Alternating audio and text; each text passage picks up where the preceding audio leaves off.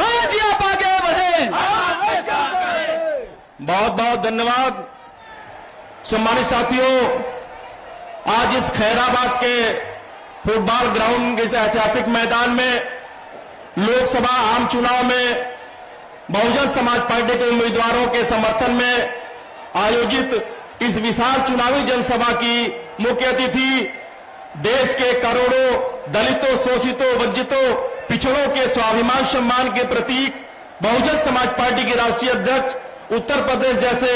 देश के सबसे बड़े सूबे में 4 बार मुख्यमंत्री रही आदरणीय बहन जी हम सभी के बीच में आ चुकी हैं। हम सभी जोरदार तालियों के साथ मान्या बहन जी का स्वागत, अभिनंदन वंदन करने का काम करें। मैं अनुरोध करना चाहूंगा, हमारे बीच में बहुजन समाज पार्टी से घोसी लोकसभा के हमारे लोकप्रिय प्रत्याशी आदरणीय बालकृष्ण चौहान जी, साथ ही साथ हमारे चारों प्रत्याशी लालगंज से आदरणीय इंदु चौधरी जी, लोकसभा आजमगढ़ से मसूद शबिया अंसारी जी, लोकसभा बलिया के प्रत्याशी ललन सिंह यादव जी, लोकसभा सलेमपुर से भीम राजभर जी, इन सबकी तरफ से घोसी लालगंज लोकसभा के हमारे प्रत्याशी आदरणीय बालकृष्ण चौहान जी बहुजन समाज पार्टी का चुनाव निशान हाथी देकर के मान्या बहन जी का सम्मान करने का काम करें। आदरणीय बालकृष्ण चौहान जी।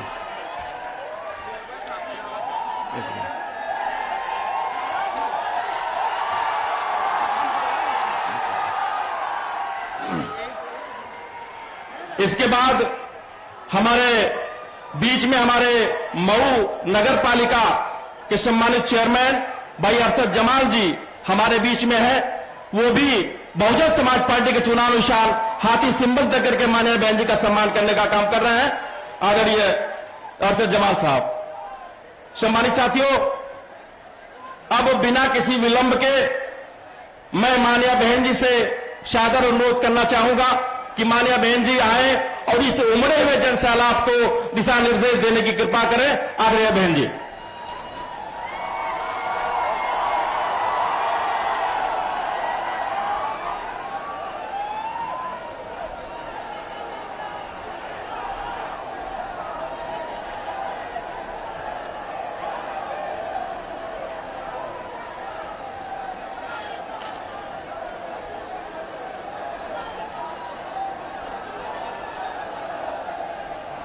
बीएसपी की इस विशाल चुनावी जनसभा में इकट्ठा हुए पार्टी के सभी छोटे बड़े पदाधिकारी एवं कार्यकर्तागण, आज आप लोग देश में व यहाँ आपके उत्तर प्रदेश स्टेट में भी लोकसभा के लिए हो रहे आम चुनाव में अपनी पार्टी के उम्मीदवारों के समर्थन में अर्थात आजमगढ़ मंडल से आजमगढ़ सदर लोकसभा की सीट से श्री मसूद शबिया अंसारी, लालगंज सुरक्षित लोकसभा की सीट से डॉक्टर इंदु चौधरी, घोसी लोकसभा की सीट से श्री बालकृष्ण चौहान, पूर्व सांसद बीएसपी, सलेमपुर लोकसभा की सीट से श्री भीम राजभर, इनके समर्थन में मुझे सुनने के लिए यहाँ इकट्ठा हुए हैं। तो उसके लिए मैं आप सभी लोगों का हार्दिक दिल से आभार प्रकट करती हूँ। वैसे आप लोगों को ये मालूम है कि हमारी पार्टी कांग्रेस, बीजेपी व अन्य किसी भी विरोधी पार्टी तथा गठबंधन आदि के साथ मिलकर नहीं, बल्कि अकेले ही अपनी पार्टी के बलबूते पर पूरी तैयारी व दमदारी के साथ ये चुनाव लड़ रही है। इसके साथ ही हमने टिकट बंटवारे के मामले में भी सर्व समाज के लोगों को उचित भागीदारी दी है, जिनको कामयाब बनाने के लिए अपनी पार्टी के लोग पूरे जी जान से लगे हैं। हालांकि आज यहाँ आपकी इकट्ठा हुई अपार भीड़, वह भीड़ के जबरदस्त जोश को भी देखकर अब मुझे भी ये काफी हद तक भरोसा हो गया है कि पिछली बार की तरह इस बार भी आप लोग अपने प्रदेश से यहाँ लोकसभा आम चुनाव में अपनी पार्टी का बेहतर रिजल्ट जरूर लाएंगे। इसके लिए अब मैं आप लोगों का ध्यान कुछ जरूरी बातों की तरफ दिलाना चाहती हूँ और इस संबंध में विशेषकर मैं कांग्रेस, बीजेपी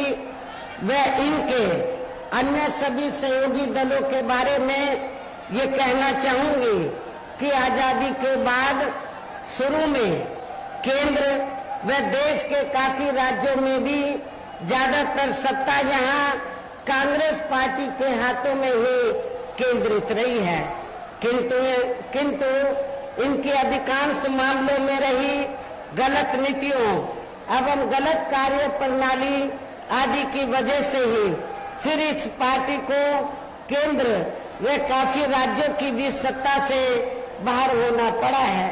तथा यही स्थिति इनकी सहयोगी पार्टियों की भी बनी रही है,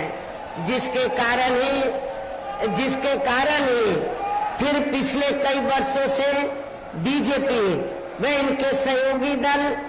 केंद्र एवं काफी राज्यों की भी सत्ता में काबिज हो गए हैं, लेकिन इनकी भी ज्यादातर रही जातिवादी, पूंजीवादी, संकीर्ण, सांप्रदायिक व द्वेषपूर्ण नीतियों एवं कार्य प्रणाली आदि से तथा इनकी कथनी व करनी में भी काफी अंतर होने की वजह से अब ऐसा लगता है कि इस बार ये पार्टी भी यानी कि भारतीय जनता पार्टी भी केंद्र की सत्ता में आसानी से वापस आने वाली नहीं है, बशर्ते यदि ये चुनाव इस बार फ्री एंड फेयर होता है तथा आम चर्चा के मुताबिक वोटिंग मशीनों में भी कोई गड़बड़ी आदि नहीं की जाती है और वैसे भी इस बार चुनाव में इनकी कोई भी पुरानी एवं नई चल रही नाटकबाजी, जुमलेबाजी व गारंटी आदि काम में आने वाली नहीं है, क्योंकि अब देश की जनता काफी हद तक इस बात को समझ चुकी है कि इनकी पार्टी ने अब तक देश के विशेषकर गरीबों, कमजोर तबकों, मध्यम वर्गीय एवं अन्य मेहनतकश लोगों को जो इन्हें अच्छे दिन दिखाने के असंख्य प्रलोभन भरे वायदे किए हैं तथा अनेकों हवाई व कागजी गारंटी आदि भी दी है, तो उनका जमीनी हकीकत में अभी तक इन्होंने लगभग 1/4 हिस्सा भी कार्य पूरा नहीं किया है, बल्कि इसके स्थान पर इनका ज्यादातर समय व ताकत भी यहाँ इनके अपने चहेते रहे बड़े बड़े पूंजीपतियों एवं धन्ना सेठों को ही ज्यादा से ज्यादा मालामाल व धनवान आदि बनाने में तथा इन्हें हर स्तर पर छूट देने व बचाने में ही लगी रही है, जिनके अधिकांश आर्थिक सहयोग से ही ये पार्टी व अन्य पार्टियां भी अपना संगठन चलाती हैं तथा चुनाव आदि भी लड़ाती हैं, जिनका काफी कुछ खुलासा बॉन्ड की आई रिपोर्ट से भी हो जाता है। और इस संबंध में वैसे आप लोगों को ये मालूम है कि अभी कुछ दिन पहले माननीय सुप्रीम कोर्ट ने रिपोर्ट दी है और रिपोर्ट से ये खुलासा हुआ है कि इस देश में कांग्रेस, बीजेपी व अन्य जो जातिवादी पार्टियां हैं, पूंजीवादी पार्टियां हैं, तो पूरे देश में बीएसपी को छोड़कर जितनी भी पार्टियां हैं उन्होंने इस देश के बड़े बड़े पूंजीपतियों व धन्ना सेठों से तो पार्टी के संगठन को चलाने के लिए, चुनाव आदि लड़ाने के लिए अरबों खरबों रुपया इस देश के बड़े बड़े पूंजीपतियों व धन्ना सेठों से लिया है। किसके जरिए? बॉन्ड के जरिए। लेकिन बहुजन समाज पार्टी ही एक अकेली एक ऐसी पार्टी है जिसने बॉन्ड के जरिए एक भी रुपया इस देश के किसी भी बड़े पूंजीपति या धन्ना सेठ से नहीं लिया। इससे साफ जाहिर होता है कि हमारी पार्टी दूसरी पार्टियों की तरह बड़े बड़े पूंजीपतियों व धन्ना सेठों की आर्थिक मदद लेकर ना तो अपना संगठन चलाती है न चुनावबाजी लड़ाती है, बल्कि हमारी पार्टी बीएसपी के मेंबरशिप के जरिए वे मेरे जन्मदिन के मौके पर थोड़ा थोड़ा धन इकट्ठा करके चुनाव के दौरान भी अपनी पार्टी के लोगों से थोड़ा थोड़ा आर्थिक सहयोग लेकर हमारी पार्टी के संगठन को चलाती है और चुनाव आदि भी लड़ाती है। इससे ये स्पष्ट है। इसके साथ ही अब ऐसा लगता है कि कांग्रेस पार्टी की तरह ही बीजेपी ने भी केंद्र की तमाम सरकारी जांच एजेंसियों का ज्यादातर राजनीतिकरण कर दिया है। इसके अलावा देश के किसान वर्ग भी वर्तमान बीजेपी की सरकार में शुरू से ही अपनी विभिन्न समस्याओं को लेकर काफी ज्यादा दुखी व परेशान रहे हैं और अभी भी हैं। जबकि यूपी में 4 बार हमारी पार्टी की रही सरकार ने इनके हितों का भी हर स्तर पर विशेष ध्यान रखा है और हमारी पार्टी के नेतृत्व में बनी सरकार ने अपनी चारों हुकूमतों के दौरान हमने उत्तर प्रदेश में किसानों को खेती करने के लिए सस्ते साधन उपलब्ध कराए और इतना ही नहीं, उनकी फसल का भी हमारी पार्टी की सरकार ने समय से उचित दाम दिया है। इतना ही नहीं, बल्कि केंद्र में पूर्व की रही कांग्रेसी सरकार की तरह ही वर्तमान भाजपा सरकार में भी इनकी जातिवादी, हीन, सांप्रदायिक एवं पूंजीवादी सोच व नीतियों के चलते ही पूरे देश में सर्व समाज में से खासकर गरीबों, दलितों,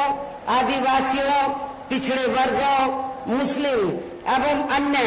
धार्मिक अल्पसंख्यक समाज के लोगों का भी पूर्ण रूप से विकास व उत्थान आदि नहीं हो सका है। और इस संदर्भ में वैसे आप लोगों को ये मालूम है कि पूरे देश में यहाँ दलितों, आदिवासियों एवं अन्य पिछड़े वर्गों का सरकारी नौकरियों में वर्षों से अधूरा पड़ा आरक्षण का कोटा भी अभी तक पूरा नहीं भरा गया है। विशेषकर एससी व एसटी वर्गों के सरकारी कर्मचारियों का पदोन्नति में आरक्षण भी अब काफी हद तक प्रभावहीन ही बना दिया गया है। और यहाँ मैं खास तौर से आजमगढ़ मंडल के दलित वर्ग के लोगों को ये बताना चाहती हूँ कि जब समाजवादी पार्टी सत्ता में थी, श्री अखिलेश यादव यूपी के मुख्यमंत्री थे, तो श्री अखिलेश यादव ने तो यूपी के एससी व एसटी वर्गों के सरकारी कर्मचारियों का पदोन्नति में आरक्षण बिल्कुल समाप्त कर दिया था, खत्म कर दिया था। तो मैं आजमगढ़ के दलित वर्ग के लोगों से, कर्मचारियों से ये पूछना चाहती हूँ, क्या आप लोग ऐसी पार्टी को वोट देंगे? मैं समझती हूँ बिल्कुल भी नहीं देंगे। ऐसी पार्टी को आप कतई भी माफ नहीं करेंगे। साथ ही केंद्र व राज्यों में भी विरोधी पार्टियों की रही सरकारों में इन सभी वर्गों को प्राइवेट सेक्टर में आरक्षण दिए जाने की व्यवस्था किए बिना ही इनकी सरकारों के ज्यादातर सरकारी कार्य अब प्राइवेट सेक्टर के जरिए ही इनके बड़े बड़े पूंजीपतियों व धन्ना सेठों आदि को ही दिए जाने के कारण अब इनको पूरे देश में आरक्षण का बहुत कम ही लाभ मिल पा रहा है। इसी प्रकार इनका अन्य और मामलों में भी शोषण व उत्पीड़न आदि होना अभी तक भी बंद नहीं हुआ है। इनके साथ साथ मुस्लिम व अन्य धार्मिक अल्पसंख्यक समाज के लोगों की भी हालत हर स्तर पर यहाँ काफी ज्यादा खराब व दयनीय हुई बनी हुई है, जिसका काफी कुछ खुलासा सच्चर कमेटी की रिपोर्ट में भी किया गया है। इतना ही नहीं बल्कि पिछले कुछ वर्षों से केंद्र व अधिकांश राज्यों में भी बीजेपी व आरएसएस की सरकारों के चलते हुए अब इनका विकास एवं उत्थान आदि होना भी काफी हद तक बंदशाही हो गया है। आए दिन इन पर खासकर हिंदुत्व की आड़ में हो रही जुल्म जाति भी यह काफी ज्यादा चरम सीमा पर पहुंच चुकी है। इनके साथ साथ अपर कास्ट समाज में से विशेषकर गरीब लोगों की भी हालत हमें कोई खास अच्छी नजर नहीं आती है। इनकी गलत कृषि नीतियों के कारण किसान वर्ग भी आए दिन आंदोलित ही रहता है। साथ ही इनकी गलत आर्थिक नीतियों की वजह से देश की अर्थव्यवस्था पर भी इसका काफी बुरा प्रभाव पड़ रहा है, जिससे यहाँ विशेषकर छोटे एवं मध्यम वर्ग के व्यापारी वर्ग भी काफी ज्यादा दुखी व परेशान हैं। और अब केंद्र में पूर्व की रही सरकारों की तरह ही वर्तमान भाजपा सरकार में भी यहाँ पूरे देश में गरीबी, बेरोजगारी एवं महंगाई आदि भी लगातार काफी ज्यादा बढ़ रही है। देश में हर स्तर पर फैला भ्रष्टाचार भी अभी तक खत्म नहीं हुआ है। ऐसे में अब आप लोगों को देश में हो रहे लोकसभा चुनाव में कांग्रेस, बीजेपी व इनकी सहयोगी पार्टियों को भी केंद्र की सत्ता में आने से जरूर रोकना है, जिनके गलत नीतियों व गलत कार्य प्रणाली आदि को आप लोग काफी हद तक आजमा भी चुके हैं। ऐसी स्थिति में अब ये विरोधी पार्टियां इस चुनाव में भी किस्म किस्म के साम, दाम, दंड भेद आदि अनेकों हथकंडे इस्तेमाल करके केंद्र की सत्ता में आने की पूरी कोशिश में लगी हैं, जिनसे अपनी पार्टी के लोगों को हर स्तर पर काफी ज्यादा सावधान रहना है। और इस मामले में विरोधी पार्टियां अपने अपने पक्ष में हवा बनाने के लिए खासकर मीडिया, ओपिनियन पोल व सर्वे आदि का जो बड़े पैमाने पर इस्तेमाल कर रही हैं, तो उनसे भी अपनी पार्टी के लोगों को बिल्कुल भी गुमराह नहीं होना है। इसके साथ ही विरोधी पार्टियों के विभिन्न रूपों में जारी किए गए इनके हवाई व प्रलोभन भरे चुनावी घोषणा पत्रों एवं वायदों आदि के बहकावे में भी अपनी पार्टी के लोगों को कतई भी नहीं आना है, जिन्हें ये पार्टियां चुनाव खत्म होने के बाद ज्यादातर अमल में नहीं लाती हैं। और अब जिन पर से देश की जनता का अधिकांश विश्वास ही उठ गया है, यही खास वजह है कि हमारी पार्टी किसी भी चुनाव में अपनी पार्टी का कोई भी चुनावी घोषणा पत्र आदि जारी नहीं करती है। वैसे भी हमारी पार्टी किसी भी मामले में कहने में बहुत कम बल्कि कार्य करके दिखाने में ही ज्यादा विश्वास रखती है। और इस बात का सबसे बड़ा सबूत ये है कि उत्तर प्रदेश में 4 बार हमारी पार्टी के नेतृत्व में रही सरकार ने चुनाव में अपनी पार्टी के बिना कोई जारी किए गए चुनावी घोषणा पत्र के ही प्रदेश में आम जनहित में काफी कुछ ऐतिहासिक कार्य करके दिखाए हैं, जिनकी अब देश में अधिकांश पार्टियों की सरकारें काफी नकल भी कर रही हैं। जबकि इस मामले में हमारी पार्टी का ये कहना है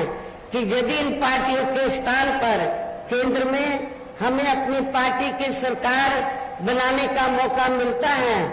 तो तब फिर हमारी पार्टी की बनी सरकार केंद्र में यहाँ अब तक रही सभी विरोधी पार्टियों की सरकारों की तरह केवल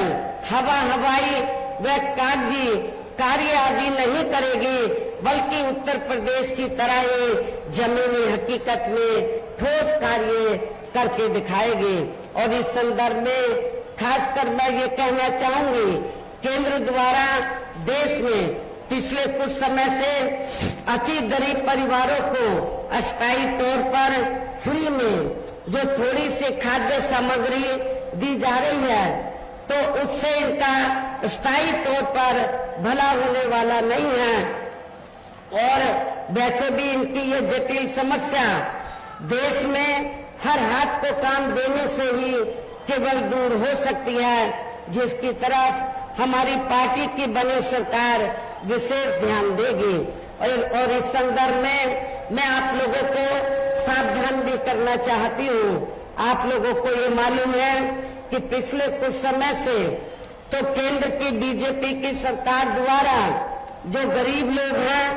उनको थोड़ा फ्री में राशन देकर उसके एवज में उनसे वोट लेने की गुजारिश की जाती है कि आपको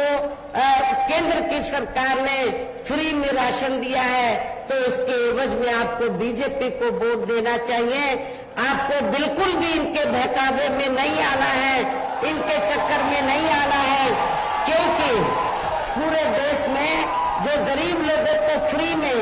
जो थोड़ा सा राशन दिया जा रहा है, तो ये बीजेपी की जेब से नहीं, आरएसएस के लोगों की जेब से नहीं दिया जा रहा है, बल्कि इस देश की जनता जो टैक्स के जरिए सरकार के पास पैसा देती है, उस टैक्स के पैसे से ये राशन मुफ्त में आपको दिया जा रहा है, ये किसी की जेब से नहीं। साथ ही देश में पिछले काफी वर्षों से आए दिन बढ़ रही गरीबी, बेरोजगारी व महंगाई आदि से भी जनता बहुत ज्यादा दुखी व परेशान है, जिसे भी आर्थिक नीतियों में तब्दीली करके जरूर दूर किया जाएगा। धर्म की भी आड़ में पिछले कुछ वर्षों से खासकर मुस्लिम समाज के लोगों का द्वेष की भावना से जो इनका काफी ज्यादा शोषण व उत्पीड़न आदि किया जा रहा है, तो उसे भी जरूर रोका जाएगा। और ये सब हमने अपनी यूपी की रही सरकार में करके भी दिखाया है। इसके अलावा हमने यूपी में सब समाज में से गरीब एवं बेरोजगार लोगों को बेरोजगारी भत्ता आदि न देकर उन्हें बड़ी तादाद में रोटी रोजी के साधन भी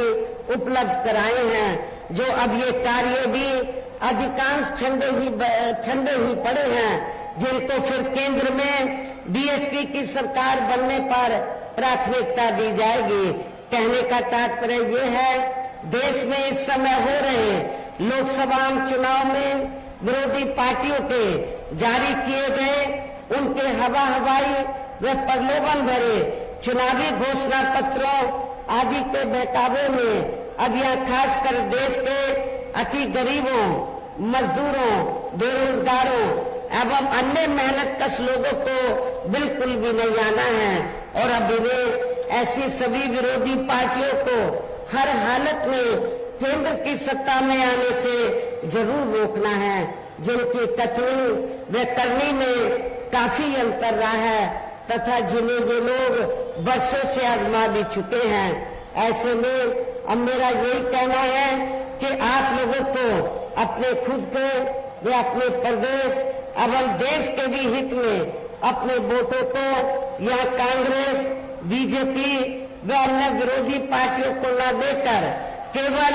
अपनी एकमात्र हितैषी पार्टी बहुजन समाज पार्टी को ही देना है। जो ये पार्टी उत्तर प्रदेश की तरह ही केंद्र में भी अपनी पार्टी की सरकार बनने पर फिर पूरे देश में यह अपनी पार्टी की सर्वजन हिताय व सर्वजन सुखाय की नीतियों पर आधारित सरकार चलाएगी। इसके साथ साथ केंद्र से जुड़ी आपके क्षेत्र के जो भी यहाँ स्थानीय समस्याएं होंगी, तो उन्हें भी फिर दूर करने का हर संभव पूरा प्रयास किया जाएगा। और इस मामले में आज मैं आप लोगों को ये विश्वास दिलाना चाहती हूँ कि आप लोगों के पूर्वांचल की लंबे अरसे से ये दिल्ली पर पूर्वांचल के लोगों की लंबे अरसे से ये मांग रही है कि पूर्वांचल क्षेत्र पिछड़ा हुआ है और इसको अलग से स्टेट बनाया जाए। जब केंद्र में हमारी पार्टी सत्ता में आएगी तो आपके पूर्वांचल क्षेत्र को अलग से स्टेट बनाया जाएगा, इसको अलग से राज्य का दर्जा दिया जाएगा। साथ ही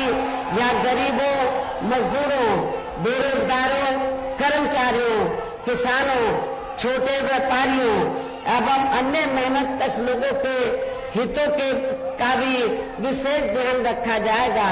सर्व समाज में से खासकर दलितों,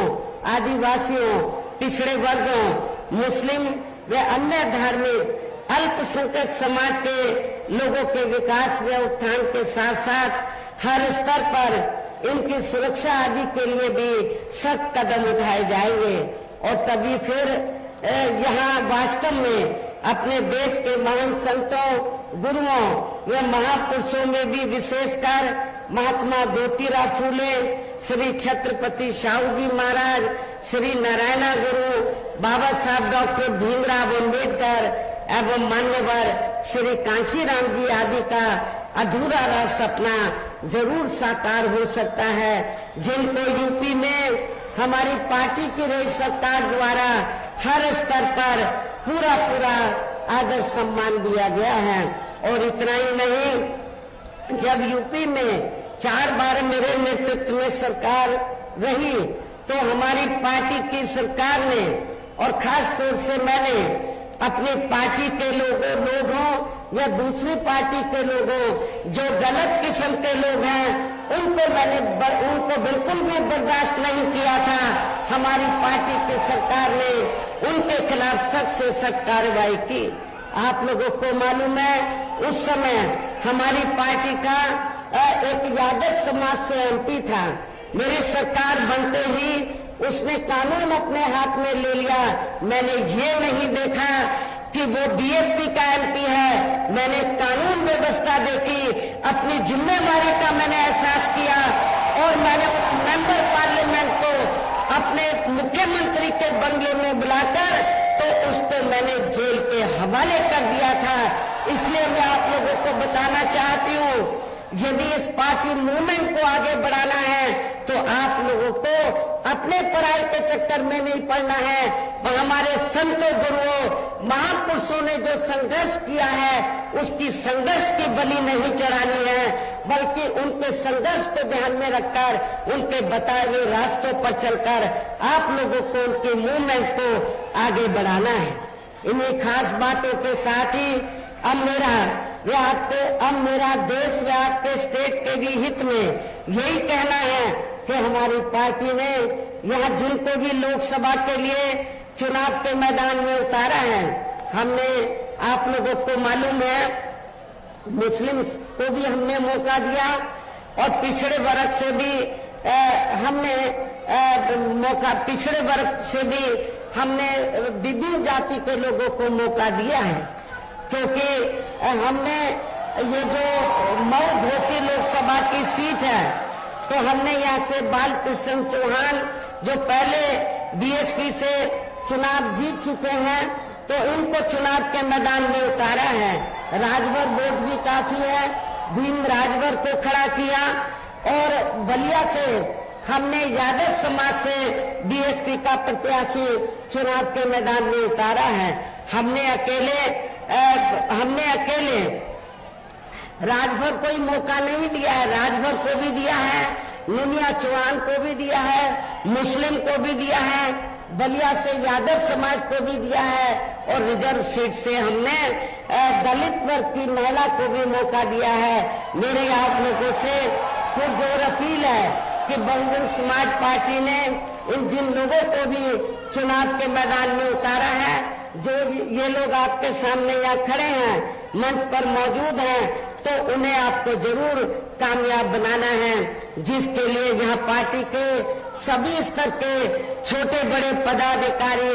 एवं कार्यकर्तागण आदि पूरे जी जान से लगे हैं। और अब अंत में मेरा यही कहना है कि आप लोगों को वोट पड़ने वाले दिन यहाँ बीएसपी के अपने सभी लोकसभा उम्मीदवारों को अपनी पार्टी के हाथी चुनाव चिन्ह के सामने वाले बटन को दबाकर इनको भारी वोटों के अंतर से जरूर कामयाब बनाना है, जरूर विजयी बनाना है। इस खास अपील के साथ ही अब मैं अपनी बात यही समाप्त करती हूँ। जय भीम, जय भारत।